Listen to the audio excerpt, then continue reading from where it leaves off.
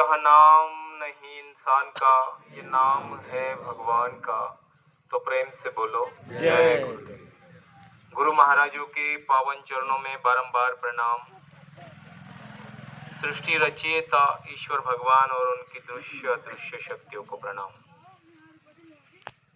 सात स्वरूप तथा मेरे छठे गुरु मार्गदर्शक अन्ना जी को प्रणाम करते हुए यहाँ पर मौजूद सभी माता पिता भाई बहनों, आपको गुरु परमात्मा मानकर आपके चरणों में अपनी पूरी विनम्रता के साथ प्रणाम। जय गुरुदेव। जय गुरु। माताओं भाई बहनों, गुरु महाराजों के संदेशों को आपने सुना। संतों और महात्माओं ने जीवों को हमेशा आसान तरीके से धर्म के पथ पर लाने का प्रयास किया। बावजूद इसके कि खूब प्रयास करने के बाद भी कुछ गिने चुने लोग उनकी बातों को समझ पाते हैं और बाकी लोग इधर से सुनी इधर छोड़ दी, ऐसा करके फिर उन्हीं नरक 84 योनियों में घूमने के लिए चले जाते हैं। तो आज का सत्संग है हमारे गुरु भाई की बहन जिन्होंने शरीर छोड़ा, उनके 10वें के पूर्व ये सत्संग के कार्यक्रम का आयोजन किया गया है। बड़े सौभाग्य की बात है, क्योंकि हिंदू वैदिक धर्म सनातन ये सिखाता है कि जो इंसान मरता है तो उसकी आत्मा लगभग 11 दिन तक उसी मकान के अगल बगल में मौजूद रहती है। वो हमें देखती है, महसूस करती है, पर उसके पास हमसे बात करने का या हमें स्पर्श करने का जो जरिया होता है ये शरीर उनके पास नहीं होता। इसलिए वो यहाँ पर होते हैं और वो सब कुछ देखते रहते हैं, सुनते रहते हैं। ये सत्संग हो रहा है, जिन्होंने भी उनके भाइयों ने या माता पिता ने जिन्होंने भी आयोजित किया होगा, तो ये सत्संग उस जीवात्मा के लिए बहुत काम में आएगा। मरने के बाद सत्संग का आयोजन जरूर होना चाहिए, क्योंकि सत्संग का महत्व बहुत बड़ा होता है। तो गुरु महाराजों ने कहा, इस धरती पर आया है सो जाएगा राजा रंक फकीर, कोई चढ़े सिंहासन कोई बंधे जंजीर। इसके मायने ये है कि इस धरती पर जो कोई भी जन्म लेगा वो यहाँ से जाएगा। आप भी जाएंगे, हम भी जाएंगे। फर्क इतना है, सांसों की पूंजी किसी की जल्दी समाप्त होती है, समय समय पर जितना पूंजी उसको दी गई है उसके हिसाब से इंसान जीते रहता है, लेकिन जाना सबको है।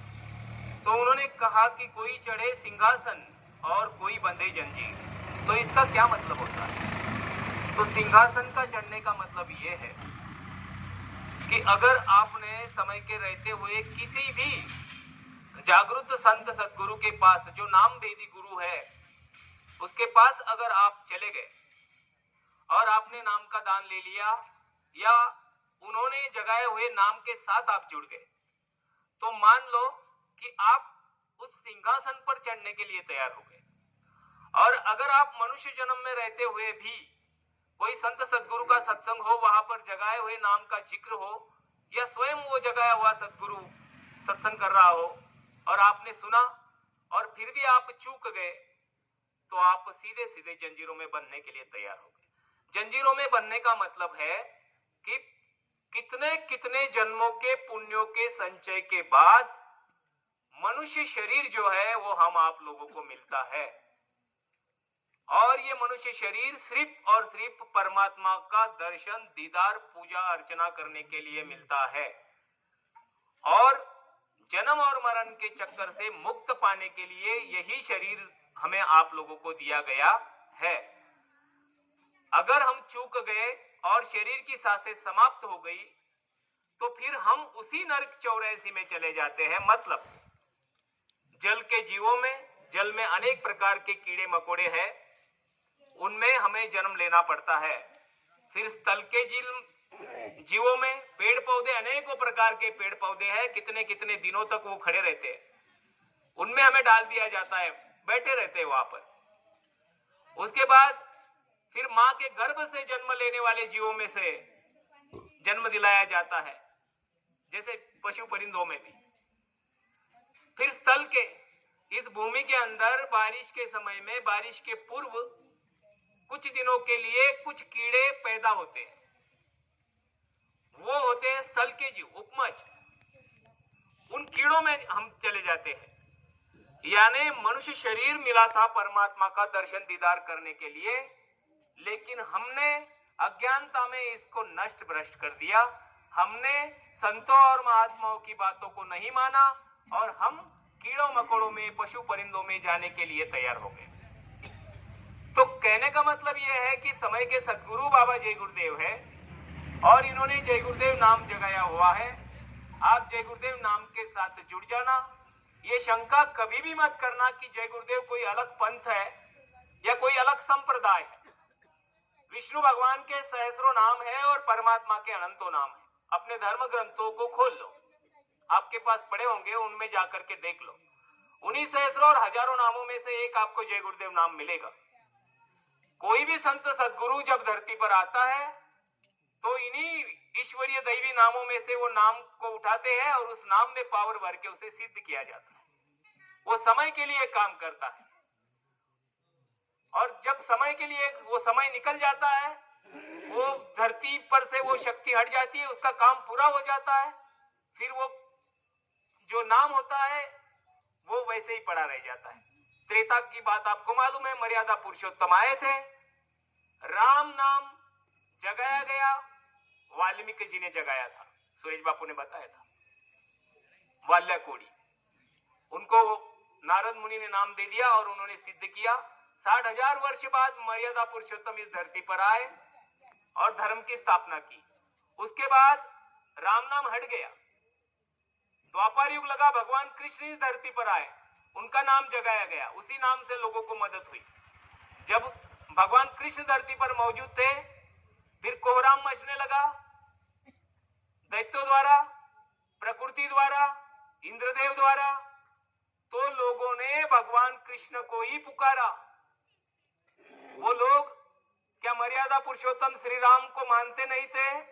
मानते थे, लेकिन वो ये जानते थे कि समय की शक्ति भगवान कृष्ण धरती पर है और वही हमें मदद करेंगे।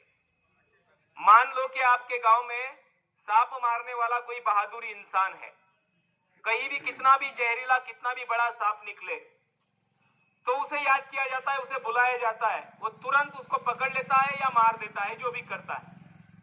लेकिन मान लो समय के रहते हुए उस इंसान की आयु पूरी हो गई, उसकी सांसें समाप्त हो गई, वो मर गया। उसके बाद भी आपके गांव में कभी कोई सांप निकलेगा तो आप उस इंसान की तस्वीर को ले जाकर के ये नहीं कह सकते हो कि वो आपके फलाने जगह पर सांप निकला है, आप तस्वीर में से निकल के उस सांप को पकड़ लो। ऐसा हो नहीं सकता। उस समय का जो पहलवान होगा, उस समय का जो सूरमा होगा, वही आएगा और उस सांप को पकड़ेगा। कहने का मतलब यह है कि नाम समय समय के लिए जगाया जाता है। कलयुग में बाबा जय गुरुदेव ने जय गुरुदेव नाम जगाया है और इस नाम की आप परीक्षा ले लेना। आपके दुख, तकलीफ और परेशानियों में कठिन से कठिन परिस्थिति आप पे आ जाएगी, उस वक्त बाबा जय गुरुदेव ने यह कहा है कि जय गुरुदेव नाम से 10 बार पुकारना और उसी समय अगर आपको मदद नहीं मिली तो इन बाबा जी को बाबा जी मत कहना।